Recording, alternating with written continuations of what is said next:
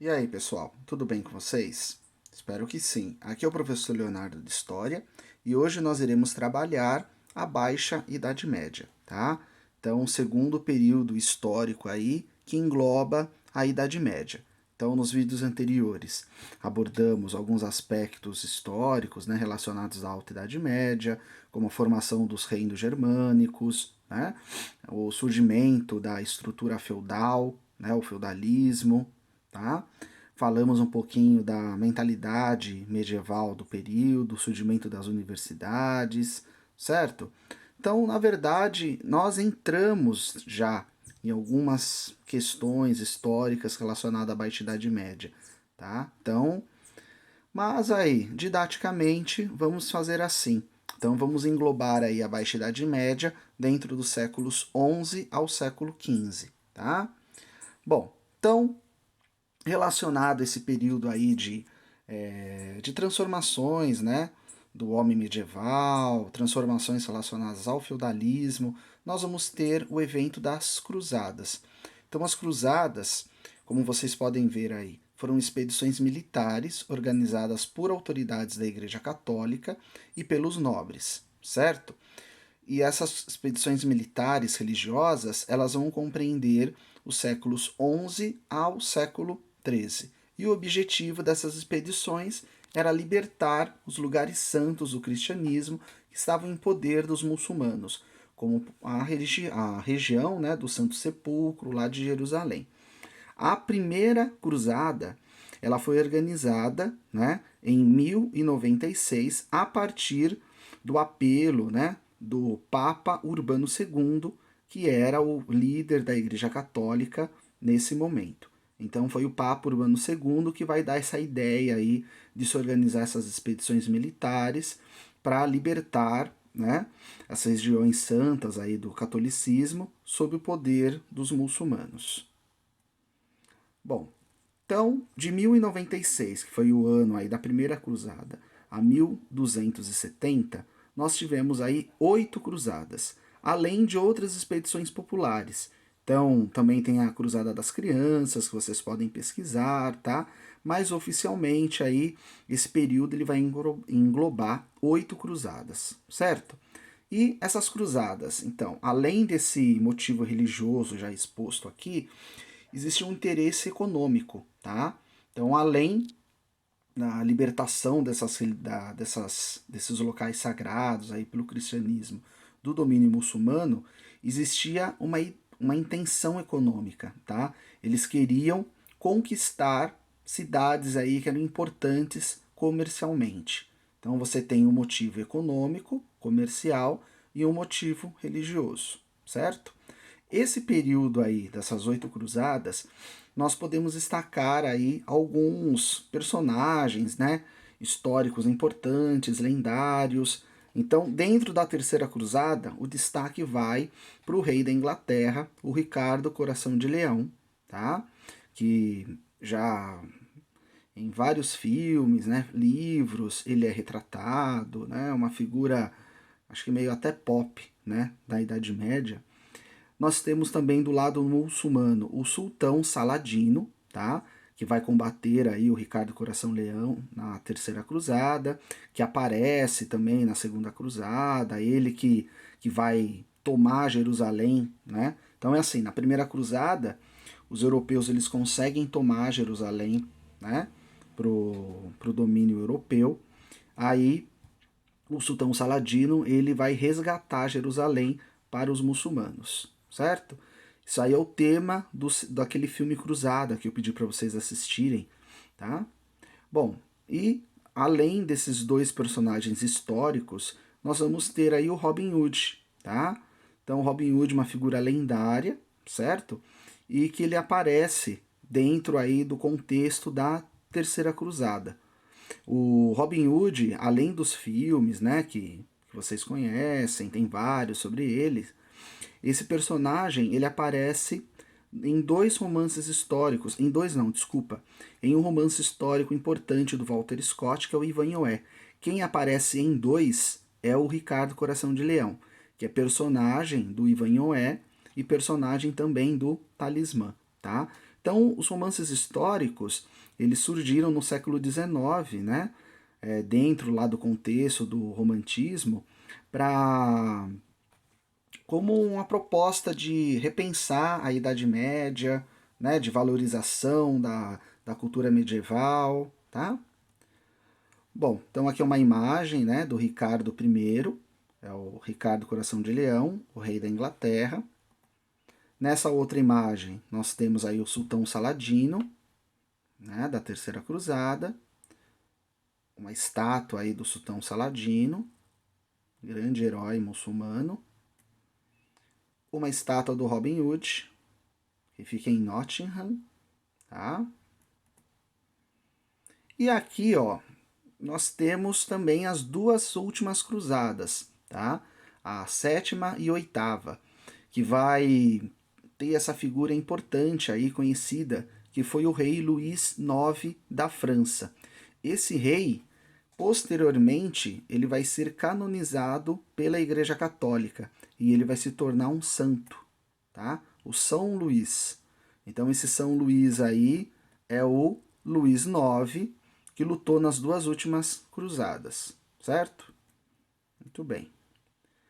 A capa aqui do Ivanhoé, romance histórico aí do Walter Scott, escrito, publicado em 1819, tá?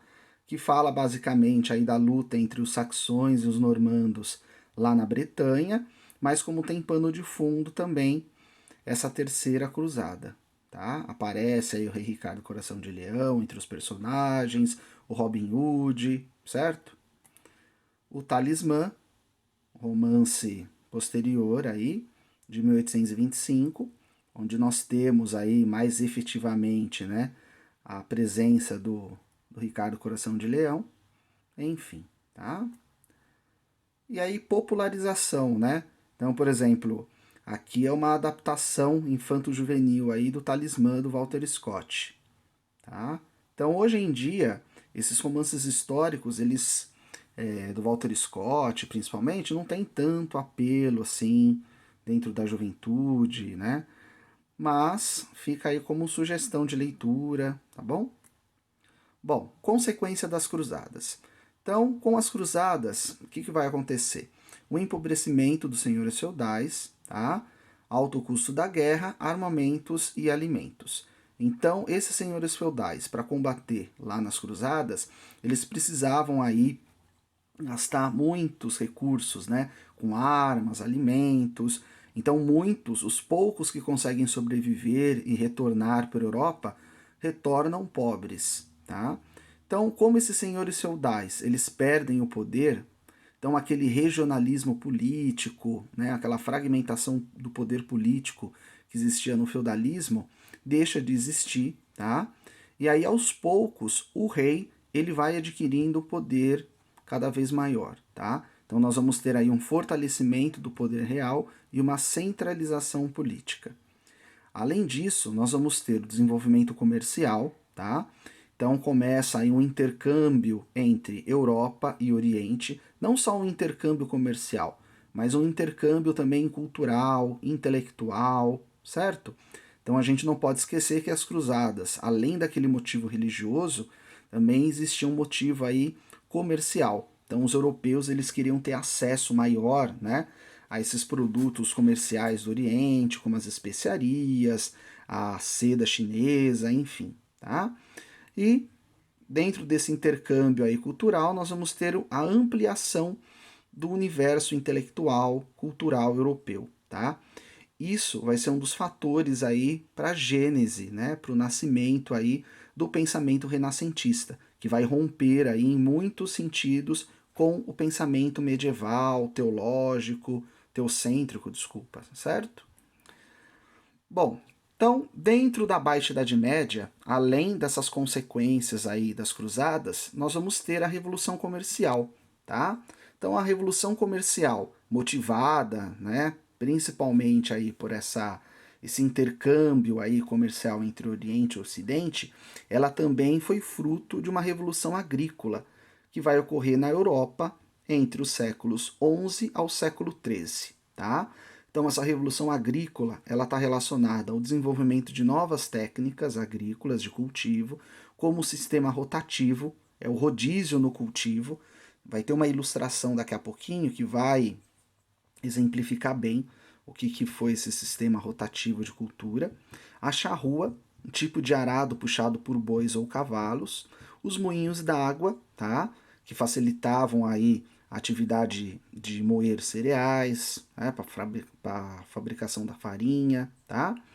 Então, isso vai levar ao aumento da produção agrícola. Todas essas técnicas fazem com que a produção agrícola ela se potencialize, ela se torne melhor, tá? E vai gerar um excedente nessa produção.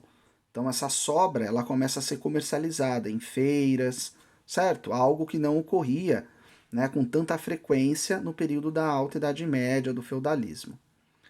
Então, aqui, ó, esse desenho ele exemplifica bem o que foi essa rotação de culturas. Então, por exemplo, eles dividiam o solo aí em várias partes, tá? Então, nessa ilustração aí nós temos a divisão do solo em 3 partes, certo?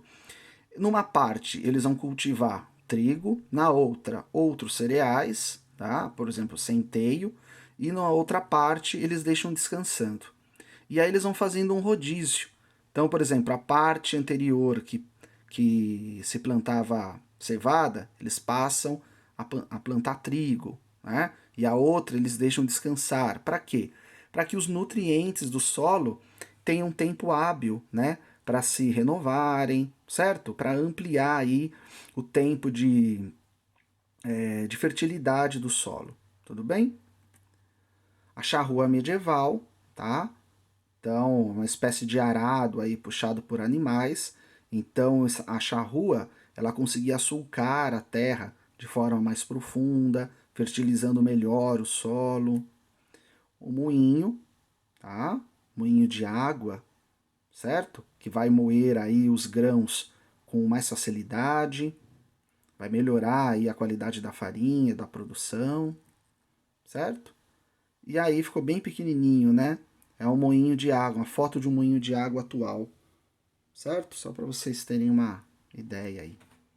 Bom, então essa revolução comercial aí ligada à renovação agrícola, né? Esse renascimento agrícola, essa revolução agrícola também vai levar a um aumento populacional, tá? Então a população ela passa aí a viver em melhores condições, tá? A expectativa de vida ela se amplia um pouco e automaticamente a população acaba aumentando. Com o aumento da população, os campos, aos poucos, eles passam, né, a serem, por exemplo, a vida do campo, ela passa a rivalizar com a vida das cidades. Então se formam burgos, tá? Então esses burgos aí, eles vão concentrar originalmente esses homens que viviam do comércio, né? Pegavam aquele excedente agrícola e levavam para outros locais, certo? Então, com o surgimento dessas cidades, desses burgos, vão surgir também rotas comerciais, tá? Então, essas rotas comerciais elas vão ser várias, inúmeras. As mais importantes é a do norte, passava pelas cidades aí como Bruges, tá? Atual Bélgica, Londres, Hamburgo, né, que fica na Alemanha, Bordeaux, tá? Lá na França. Então, essas cidades, esses comerciantes, eles formavam uma liga, que é a Liga Hanseática, tá? E existia uma rota comercial importante no sul, tá?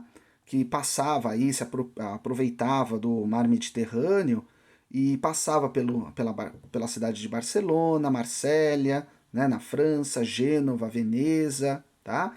E é nessa rota do sul aí que passava pelas cidades próximas aí ao mar Mediterrâneo que as especiarias elas passam aí a ser o principal produto, tá? Então eles pegavam as especiarias do Oriente e distribuíam, revendiam aí para o restante da Europa, certo? Além das rotas comerciais, nós vamos ter as feiras comerciais aí que eu já mencionei, né?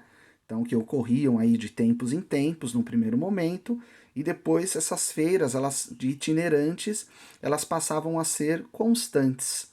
E uma das feiras mais importantes era uma feira que ocorria aí na região de Champagne, lá na atual França, tá? Então vocês estão vendo aí que aquela estrutura feudal, ela passa aí por transformações bem importantes, né? Que vão do século XI ao século XIII, que é o período aí também, né, das cruzadas, tá? Então, as rotas comerciais, o século XIII, só para vocês terem uma ideia, o mapinha aqui tá meio pequeno, essa parte em laranja aí é aquela parte das rotas do norte, né, da Liga Hanseática, tá? E aqui embaixo nós temos aí a rota do mar Mediterrâneo, tá? Bom, então com essa intensa atividade comercial, tá? Vão se formar aí as corporações de ofício. Então o comércio, ele não vai girar só em torno da venda dos produtos agrícolas, mas também de produtos artesanais. Então a produção artesanal, ela é produzida aí por artesãos aí solitários, tá? Aos poucos esses artesãos começam a se organizar em corporações de ofício, tá? Em grupos especializados na produção de um determinado item. Essas corporações de ofício, elas também eram chamadas de guildas, certo? Então essas corporações de ofício, de guildas, além de melhorar, né, facilitar o trabalho desses artesãos, né, eram corporações, associações que lutavam pelos interesses desses artesãos, né, ajudavam aí no fornecimento de matéria-prima que eles precisassem. E dentro dessas guildas, nós vamos ter aí o ensino, né, artesanal, tá? Então, primeiro, o indivíduo ele começava como aprendiz, passava o tempo, ele se tornava oficial e finalmente mestre, certo?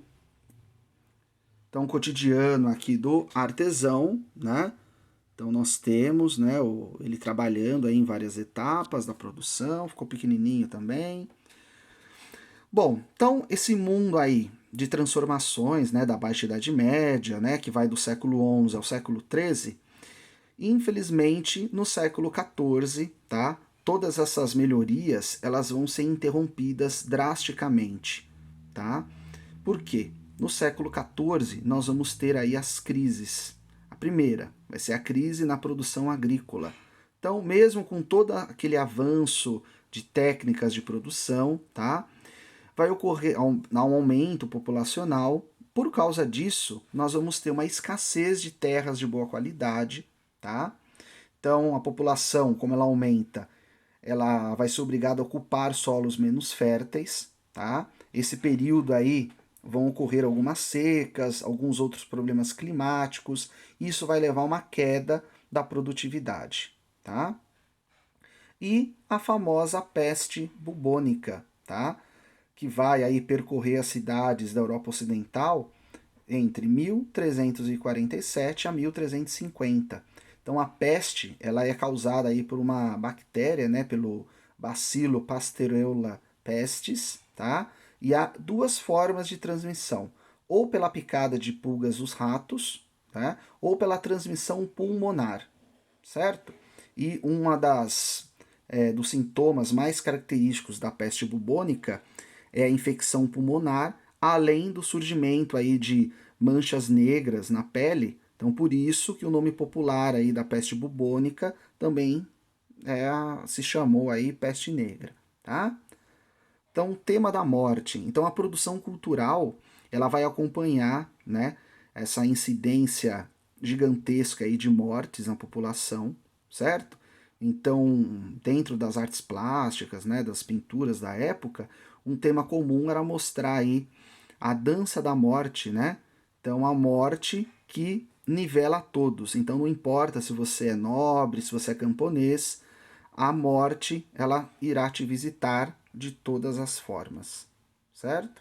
Então aqui uma ilustração, né?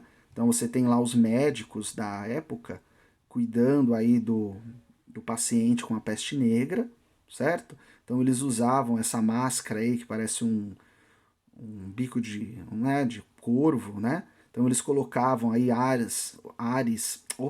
sais com aromáticos na ponta do bico para evitar aí a contaminação. Mas é óbvio que não adiantava muito, né? Então aqui mais uma ilustração dos médicos, tá? Que lutavam contra a peste. E para finalizar esse período aí da Baixa Idade Média, nós vamos ter a Guerra dos 100 Anos, que durou mais de 100 anos, né? Que ela começou em 1337 e vai até 1453. Então até metade aí, né, do século XV. Então a Guerra dos 100 Anos, ela foi motivada aí por um conflito entre França e Inglaterra, tá? E por causa da sucessão dinástica envolvendo a França. Então morre o rei Carlos IV, francês. Ele não tinha filhos e a disputa pelo trono vai ficar entre o rei inglês Eduardo III, que era neto do Carlos IV, né? E um nobre francês chamado Philippe de Valois, tá? Que era primo do rei, certo? Então, o rei inglês Eduardo III, além da Inglaterra, ele vai ter interesse na região de Flandres, que era uma região que tinha lã, né? Enfim. No final, o exército francês ele vai conseguir expulsar os ingleses da região de Flandres, tá? Das regiões aí que eles tinham dominado, conquistado na França, certo? E na Guerra dos 100 Anos, além dos reis, a figura mais famosa até, né, que eles próprios, foi a Joana d'Arc, que era uma camponesa francesa, tá? Que dizia aí ouvir vozes, né, dos santos, que diziam para que ela combatesse, tá? Ao lado do rei da França. Então aqui a Joana d'Arc, certo? Tem vários filmes sobre a Joana d'Arc. E aí, posteriormente, ela vai se tornar santa, ela vai ser canonizada pela Igreja Católica. E a Joana d'Arc, ela acabou sendo queimada na fogueira, tá? Por heresia, porque ela dizia aí que ela ouvia a vozes, né? Que ela conversava com os santos, enfim. Então aqui um quadro da Joana d'Arc combatendo, certo? Então eu indico aí para vocês a leitura dessa biografia do Érico Veríssimo. O Érico Veríssimo é um escritor brasileiro, escreveu O Tempo e o Vento e outras obras mais, tá? E ele escreveu essa famosa biografia aí da Joana d'Arc, tá? Bem interessante, uma biografia romanceada. E é isso aí, pessoal. Falou!